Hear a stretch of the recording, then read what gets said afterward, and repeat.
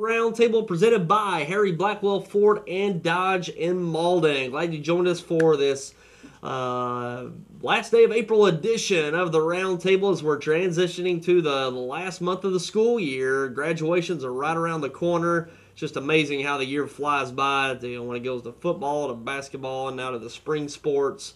And it's just a blur. But it's been a great year, and it's been a good spring as well for all these teams in the area, and we'll be getting into those results that happened over the last few days from the area. But it's been quite a year. It's been fun, and just a few weeks left in these school years. These kids will be moving on to other things going forward, but then some certainly coming back for their upcoming years. But it's been a great year, and we've got a couple weeks left of the roundtable here. I don't know exactly when our last roundtable is. We'll probably have at least two more, possibly three, heading into the end of the spring sports season here as the season starts to wind down. But it's been a great year so far, and looking forward to a great finish here over this next month. And we got quite a few stories to get to today, which we'll get into in our later segment. Quite a bit of signings as we see here. Some more coaching changes that happens quite a bit at this time of the year, and some more things to touch on as well. So glad you joined us for today's roundtable. Got quite a bit to get to for today. So let's take a look at those results from yesterday throughout the area. A lot of action taking place throughout the area yesterday, starting off with some high school baseball. Starting off with the Bernie Mules victorious over the Campbell Camels 12-2. And Bernie continuing its winning ways this year as they get that victory over Campbell. Also from the area, we have Bell City over Advance in the Stoddard County Conference 13-2. Impressive victory for the Bell City Cubs.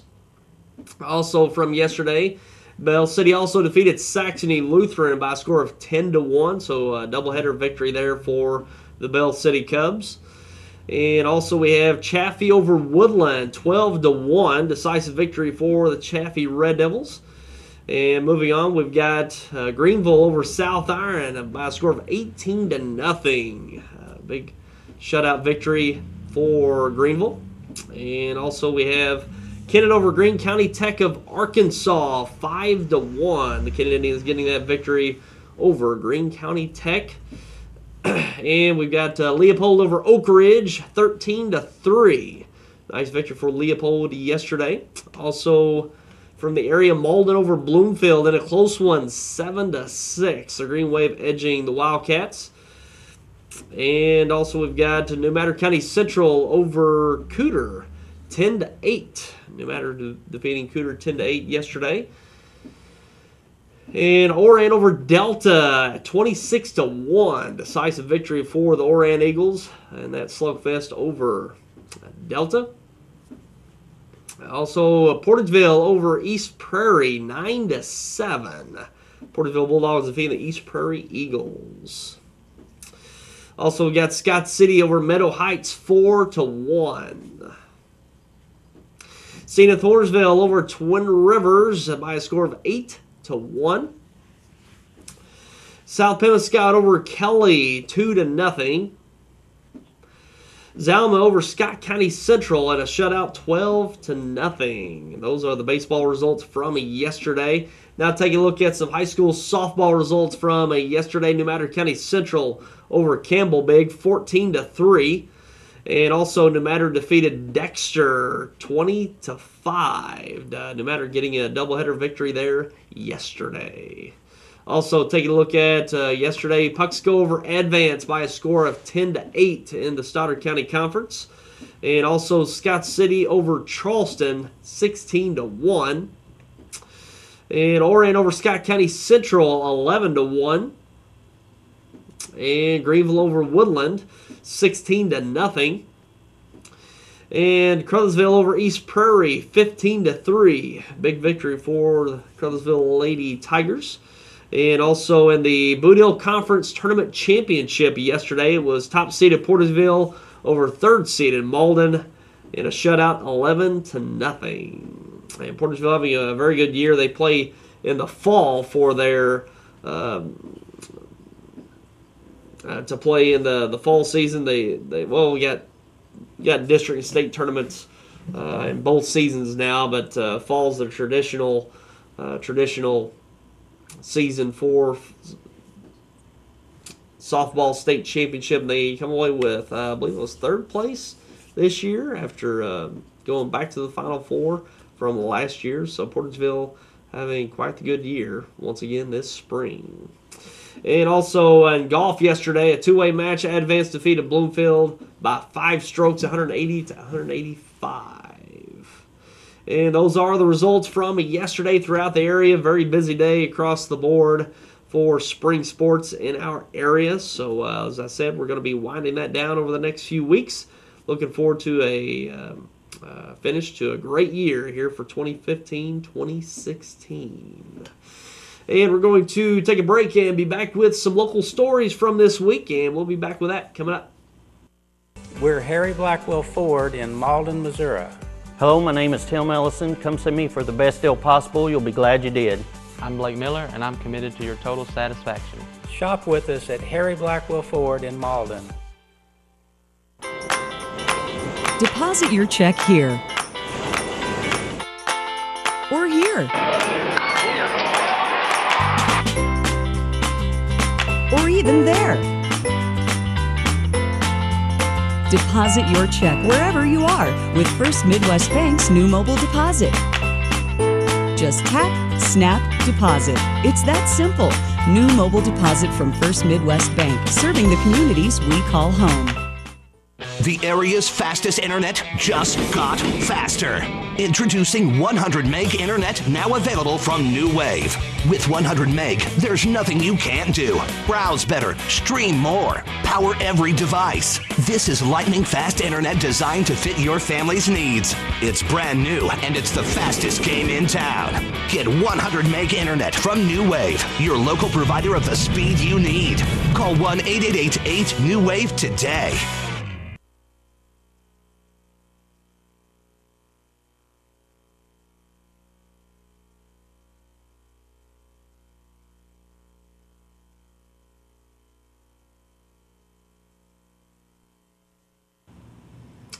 And welcome back, and now let's take a look at some local stories from the area. Taking a look at this week, Cape Central's Al Young was named Southeast Missourian Basketball Player of the Year for boys basketball this year. And what a talent Al Young is. Had a great year across the board.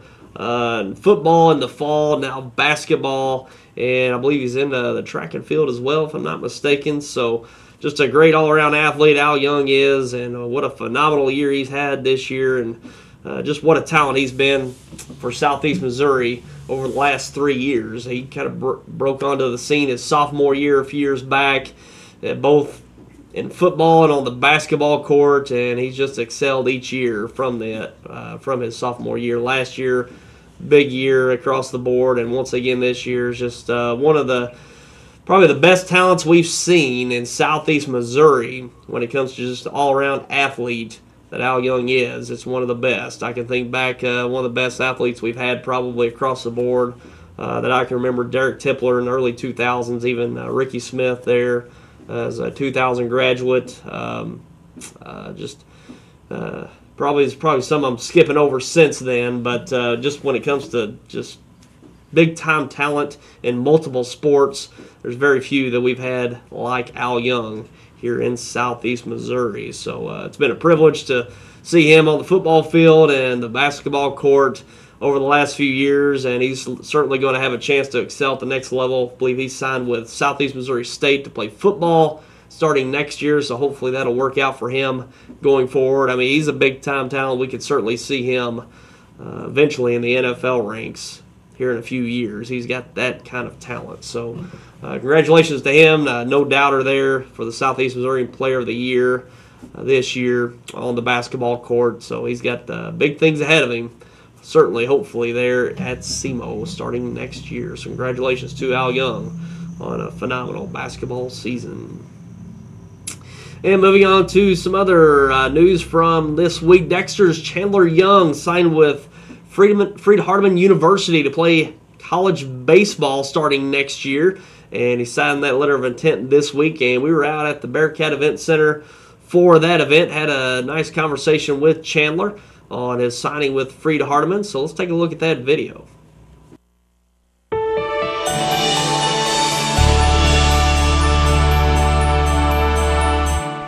Out at the Bearcat Event Center along with Chandler Young. Today he signs with Freed-Hardeman University to play college baseball starting next year. And Chandler, congratulations first of all. I know it's a big moment for you in your high school career, being able to know that you're going on to play college baseball starting next year. So just talk about the day and what it means to you. Oh man, it's so relieving to know that you're finally going to get to go play somewhere else. And I've worked so hard for this through my whole career, through my whole baseball career, and to finally know that all this hard work is kind of paying off, and I get to go to the next level is something that I want to do. And it's also fun to know that I get to play for 4 more years. It's awesome and something I've always dreamed of, and I accomplished the goal. Yeah, you played a lot of ball. Of course, you played all through high school. You played summer ball with the Charleston Squirrels, Fighting Squirrels. You played a lot of ball over these last 3 or 4 years, so it's actually starting to pay off for you now. Yeah, it's awesome. I mean, playing this summer is really what I'm gonna look on to prepare me for college. I mean, playing with good competition and playing against good competition is what has set me up for what I'm going to see at Freed-Hardeman. So I'm really excited about this summer and what's to come. Sure. And you going ahead to Freed-Hardeman, brother Chase already there. You're going to get to at least spend 1 year with him next year with his year being senior year, and then you're coming into your freshman year next year. Did that have any factor in deciding to go to Freed-Hardeman? A little bit. My freshman year in high school, I didn't get to play with him. He tore his ACL his senior year, and so it's always something that we really wanted to do. We really wanted to play together in high school, and that kind of got taken away from us. But we get it back in college, and hopefully we can spend 1 good year together and hopefully win a conference championship and go on from there. That's great. And, of course, your dad graduated from Freed-Hardeman, so certainly a legacy deal with the Youngs and Freed-Hardeman University. Makes it easier on the parents to come see you play as well. Yeah, it's awesome. I mean, my dad went there, and he's so familiar with the campus and everything there, and then my brother's been there, so it's just kind of a thing in our family, I guess, to go to Freed-Hardeman. I mean, it's a great campus, great people there, and it'll be fun to go down there and meet some of my dad's family friends and stuff like that. Yeah, and it's a good program, too. They're having a very good year already and probably going to be continuing that good trend the years ahead. So you're actually stepping into a good team, a good situation here. Yeah, it's really exciting to know that I'm stepping into a winning culture. And, from my standpoint, I just want to learn from them. I mean, I'm not going to go there and act like I know everything. I just want to be a contributor to their team and to their success. And that's what hopefully we can build on their success from this year to next year. All right, and wish you the best of luck going forward. You got a season to play out here at Dexter, but good luck the rest of the way, and congratulations, Chandler. All right, thank you. Hey, you saw there Chandler Young signing with Freed-Hardeman University, a great young man.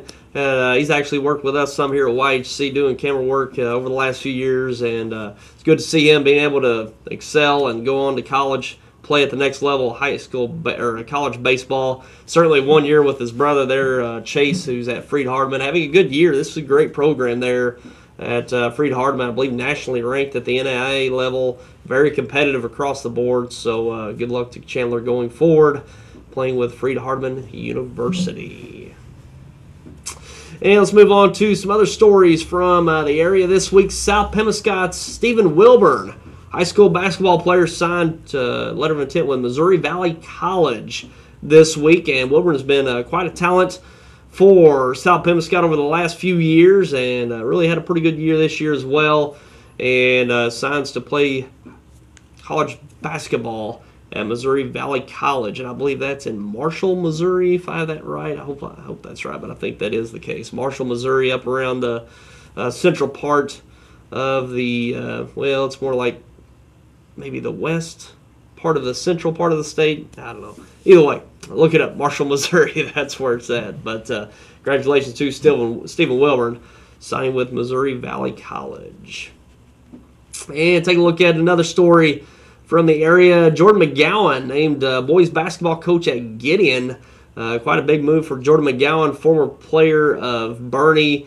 He's in the coaching scene now, was at Dexter as an assistant for a year, a couple years ago. Then this past year, he's at Charleston, working with the middle school level, now going to Gideon as their basketball coach over there. And Kenny Buchanan, as I understand, will be stepping down as he's come back over the last couple of years. So I believe he's going to be stepping down, allowing for Jordan McGowan to take that position. And quite a move there for the Tri-County Conference. Some of the biggest news of the Tri-County this year, and certainly there'll be more news, of course, I'm sure, going forward. But certainly good to see Jordan McGowan get that opportunity down at Gideon. So we'll be looking forward to see how that plays out going forward.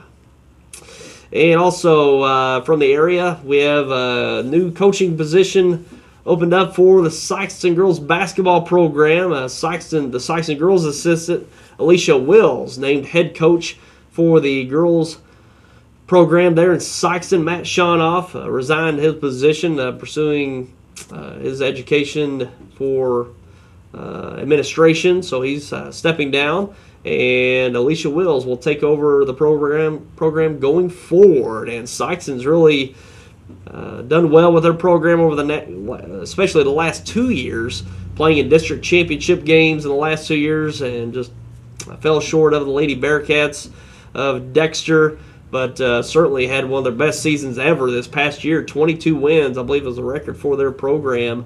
Come up just a bit short of the Dexter Lady Bearcats in the district championship, but that program's certainly on the rise there in Sikeston for girls basketball. So we'll see how it works out going forward with Alisha Wills at the helm of the girls basketball program in Sikeston.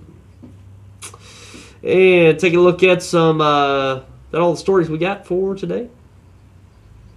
Okay, that's all the stories. Thought we had another one, but that's pretty much the rundown of what's going on this past week in the area. So quite a bit of coaching changes, a lot of musical chairs, it seems like, when it comes to the spring. So we'll see how it all works out going forward for the rest of this school year. So we're going to take a quick break and be back with some baseball state rankings coming up. You just can't do it anymore, but you want to stay in your own home. Bales is the place to call. Bales is committed to helping people like you to maintain your independence and live your life on your terms with dignity. Bales can help with your family getting paid for taking care of you. There is no need to live anywhere but our own home with Boot Heel Area Independent Living Services there to help. Just call 888-449-0949 or stop by 719 Tico Road in Kennett to find out more. Bales, Boot Heel Area Independent Living Services, serving Dunklin, New Madrid, Pemiscot, and Stoddard counties. What is your emergency? Need assistance at County Road 61 and Highway 9. Help is on its way. Clear! There's a better way to jumpstart your soil back to health. Apply Endzone to protect and increase nitrogen efficiency without killing bacteria. Apply Prevent to increase phosphorus availability and reduce fixation. Better yet, use them both to get more from your fertilizer investment and see higher potential yields. Ag Explorer, your prescription for healthy soil. The competitive edge. It's the edge that sets you apart from your competition. Every business needs it. Now, every business can get it. Partner with Advanced Business Solutions and give your business the competitive edge. Advanced Business Solutions, delivered by New Wave, offers scalable fiber optic-based internet solutions to fit your needs. Now you can download without the wait on a network designed for you. Call Advanced Business Solutions and get the competitive edge for as low as $39.99 per month. We're Harry Blackwell Ford in Malden, Missouri. Hi, my name is Richard Clark. Come by and see me for the best deal possible and I'll take care of you. Hey, I'm Robert Sandage and I've been here for 17 years helping people with their financing needs. Shop with us at Harry Blackwell Ford in Malden.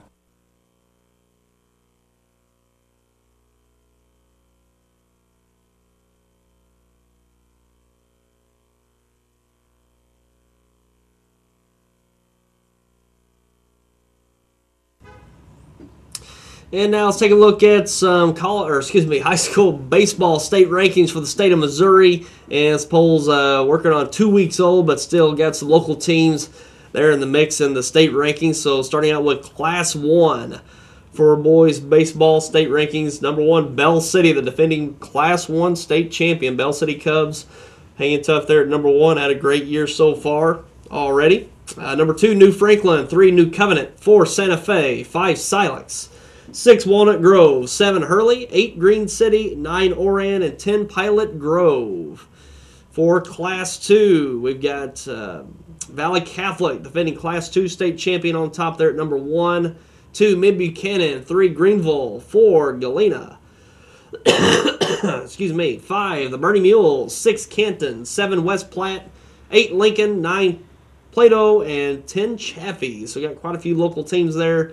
Up north, St. Genevieve, that's Valley Catholic. And they also got Greenville, Bernie, and Chaffee. They're amongst the top 10 in Class 2. In Class 3, Stockton at number 1, 2, Conway, 3, Fatima, 4, Scott City, 5, Lutheran of St. Charles, 6, Summit Christian, 7, Mountain Grove, 8, Crothersville, 9, South Callaway, and 10, Forsyth.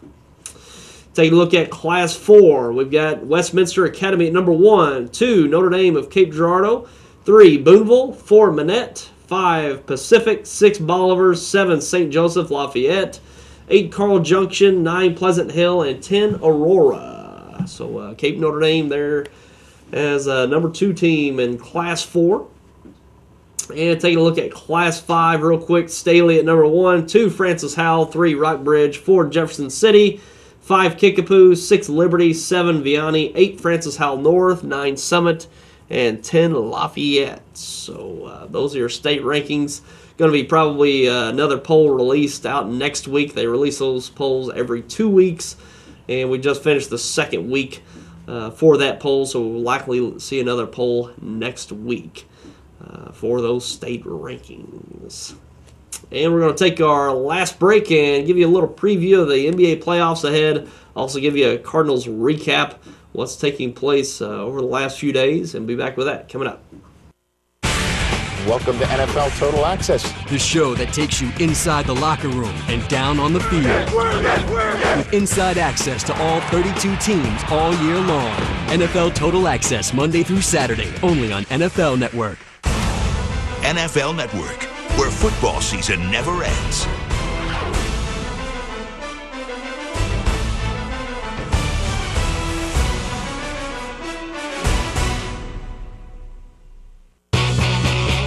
NFL Red Zone, the channel that brings you every touchdown from every game on Sunday afternoons.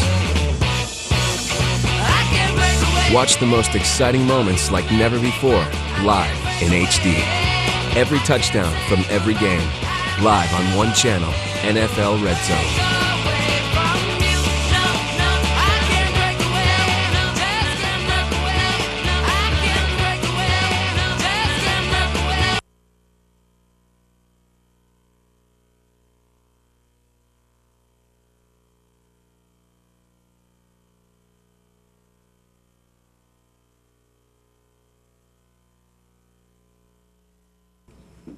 And welcome back, and now giving you a Cardinals update here from the last few days. Cardinals took a loss Friday to the Nationals 5-4 at home. So the Cardinals not off to their best of starts this year. Currently standing in third place in the standings, 5.5 games back of the Cubs. And ahead of them, the Pittsburgh Pirates at 14 and the Cubs at 17-5. The Pittsburgh Pirates at 14-9, 3.5 games back.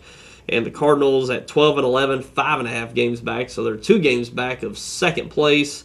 And, the Cubs made all the noise in the offseason after the National League Championship they won last year, although losing in the World Series to the Royals. Coming back strong, had a strong offseason, got off to a great start this year.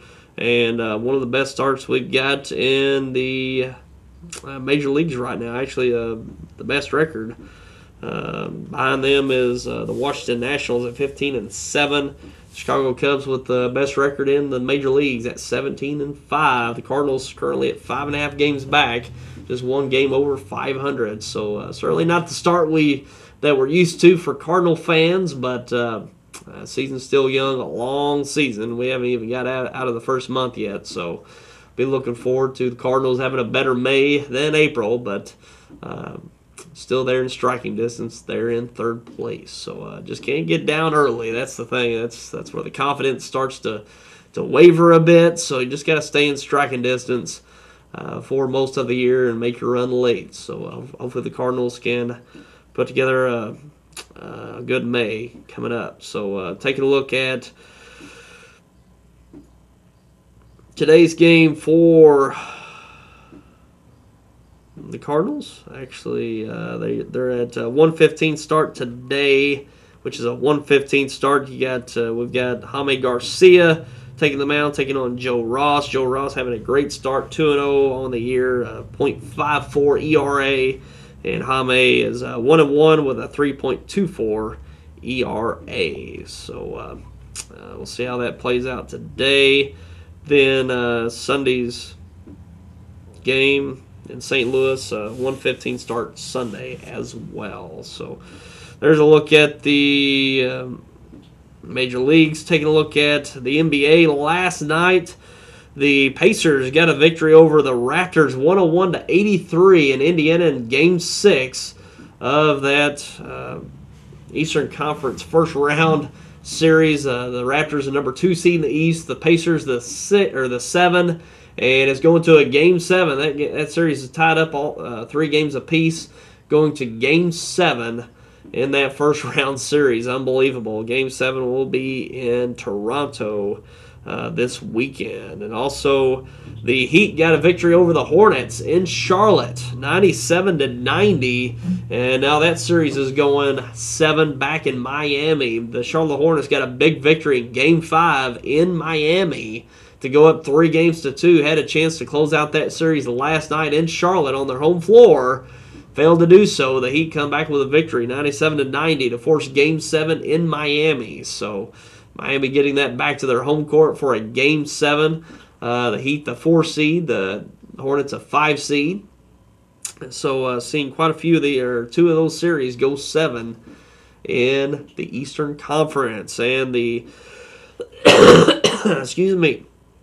In the Western Conference, the Portland Trail Blazers defeated the LA Clippers 106-103, winning that series in 6. And quite a development in that series. The LA Clippers, the 4 seed, the Portland Trail Blazers, the 5 seed. The Clippers were certainly favorites in this series, but had injuries to Chris Paul. He had a broken hand a few games back, and they lost 2 games straight after he broke his hand.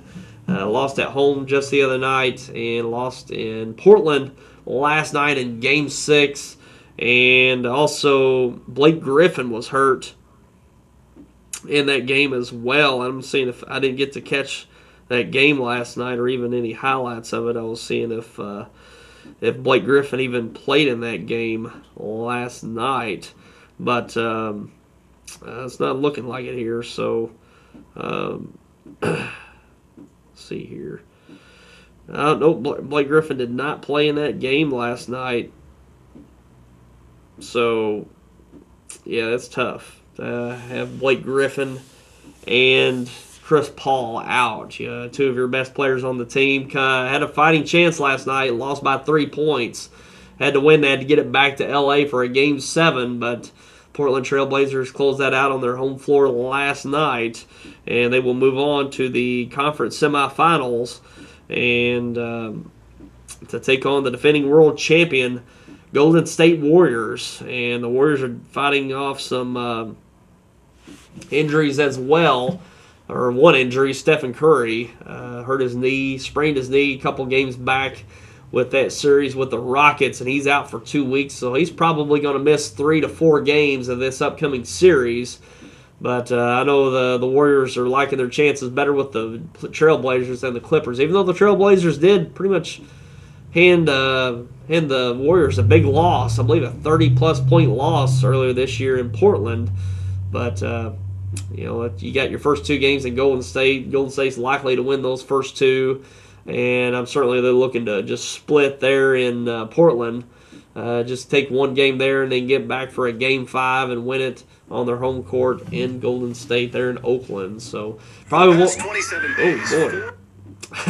probably won't see Steph Curry until probably at least Game 3, probably Game 4 of this upcoming series. I'm sure Golden State will get a few early victories to where it won't be totally necessary for Steph Curry to get back. I know they're wanting to win these series, but again, if you get a 2-game lead in the series, certainly it enables you to take less risk with your star player Steph Curry, get him back in the fold. Certainly going to need him the rest of the way. certainly their toughest series is probably going to be that Western Conference final, presumably against the Spurs, but they're going to have a tough series with the Thunder coming up, so you never know what will happen there. But presumably you would think it's going to be the San Antonio Spurs, and that's going to be a very competitive Western Conference final, but you're probably looking at probably the Cavs making it to the finals out of the East, more than likely, so I don't think the Warriors will have any problem with the Cavaliers. It's just mainly out of that Western Conference, either with the Thunder or the Spurs. So a little bit of drama, though, a little intrigue with Steph being hurt. They won the 73 games, broke the Bulls record. You'd think they were just going to float through the playoffs, certainly through the first 2 rounds, but an injury here and there with Steph Curry, adding a little intrigue, a little drama to their series so far, but they've got the Portland Trail Blazers coming up. So there's your Western Conference final, or Western Conference semifinals. Top seeded Golden State Warriors taking on the 5th seeded Portland Trail Blazers, and the other semifinal, 2nd seeded San Antonio Spurs taking on 3rd seeded Oklahoma City Thunder. Still waiting on the other side. The Atlanta Hawks did advance over the Boston Celtics in their series, so the 4th seeded Atlanta Hawks will take on top seeded Cleveland Cavaliers, and in the other Eastern Conference semifinal, it is the still waiting on the Raptors and Pacers series, but